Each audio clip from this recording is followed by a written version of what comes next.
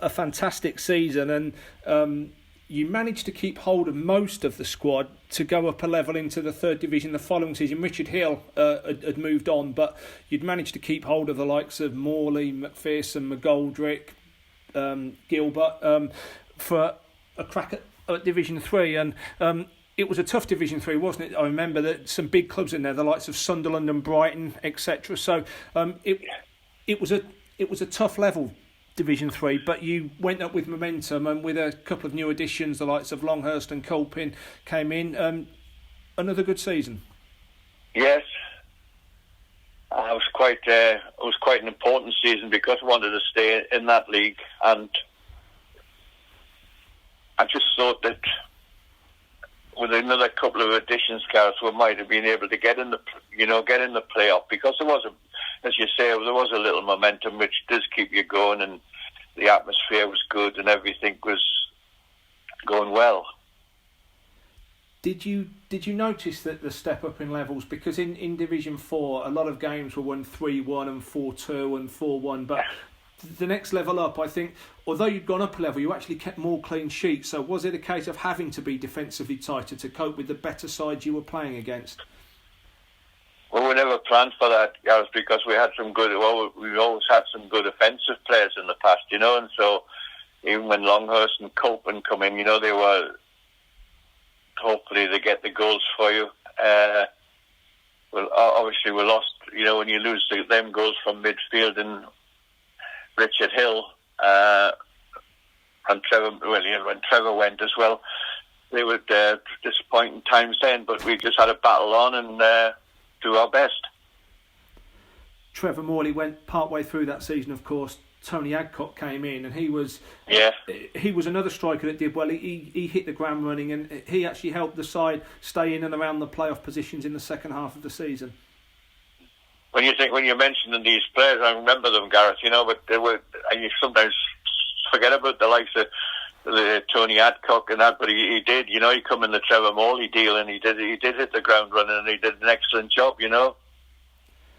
It was a funny end to the season, wasn't it? It's hard to imagine these days, but I remember at the time, because playing at the county ground and because from the start of May the county ground was used for cricket, if we did get to the playoffs, there was a lot of chatter about what would we do, and I think in the end a deal was struck with West Brom to play our home games at West Brom if we needed to, and I think I also remember we finished our season earlier than most other teams, so we'd actually played at Sunderland on the Monday night, and then we had to sit and wait and see what happened with the other teams to see if we made the playoffs on the final day of the season. Yes, that was. We went. Well, I think Tony Adcock scored the goal at Sunderland. I think we went 1-0 up, and I think we got beat 3-1. When Gabardini was on fire for Sunderland, they had a very good side there. Gareth with Dennis Smith manager at that particular time. You must have been pleased though to have gone up to that level and to not just hold your own and stay out of relegation trouble, but to actually be in with a real chance of, or go so close to the playoffs for so long. You must have been pleased with how the squad had adapted. Oh, very much so.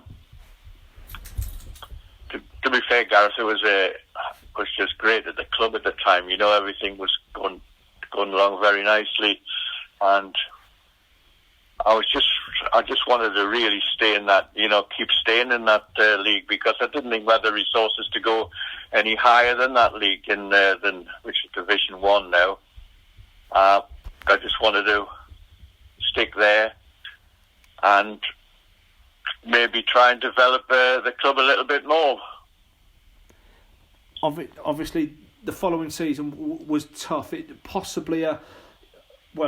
was a season that was decimated by injuries. I remember Graham Reid picking up a nasty injury, Martin Singleton also picking up a nasty injury. And do you think that was maybe so much progress and so much had gone into the previous two seasons that things just began to catch up with the club a little bit in that next season in 88-89?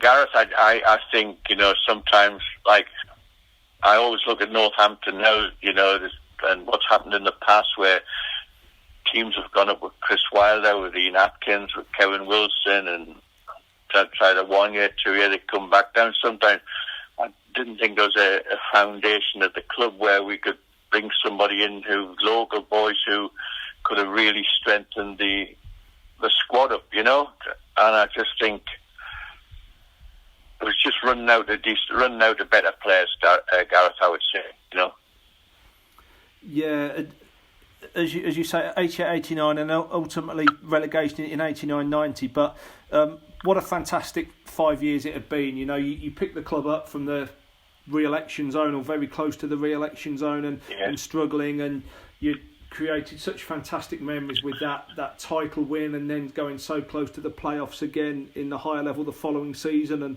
and the cup runs, and you'd really sort of reignited the club. Really, it was a fantastic period for the club, and it must have given you great pride when you look back now today on all those memories that you helped create. Yeah, because when I actually was living in the town when managing the Nuneaton, and I used to go down to County, and I used to see the crowds there, and I thought, well, this is not Northampton Town, because I was, when Dave Bones' side, there was 12,000 there, in the division. It was a Division 3 Championship side, 64. It was unbelievable, crowds there, and I thought, we're down to about just over 1,000. So I was pleased, to try and get the momentum going, which possibly long term helped them to get to Sixfields, really, Gareth. Yeah, I mean, there's that famous crowd, the 942 against Chester City.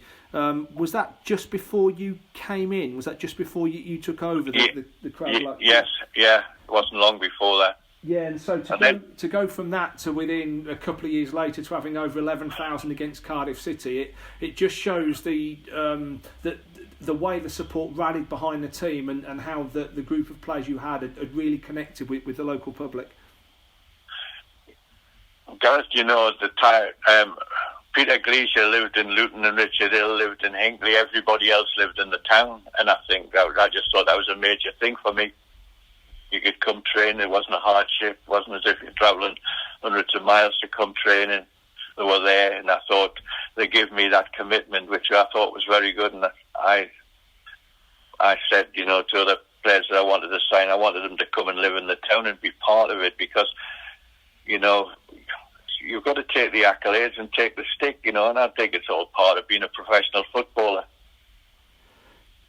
Just finally, Graham, you're obviously still involved in the club. You watch a lot of the matches, so you're very much got your finger on the pulse still. Obviously, the club's made a lot of progress under Keith Curl in the last season and a half, and was in the playoff places before we hit the coronavirus situation. How have you assessed the progress yourself that the club have made under Keith? To be fair, Gareth, I think they've done unbelievably well, because it is become a difficult to follow somebody like, I know there's been a manager since, but to follow the likes of Chris Wilde, I think it's a difficult job for anybody that comes and takes that job, and I think Keith's done well. He's got a good side together, and I just think that, that Charlie Good and Adams have done terrific for the club, as well, but most of all, the fact he's put a good side together, I just think it'd be a bit unfortunate if the season's not finished, because I could still see us going up through the playoffs.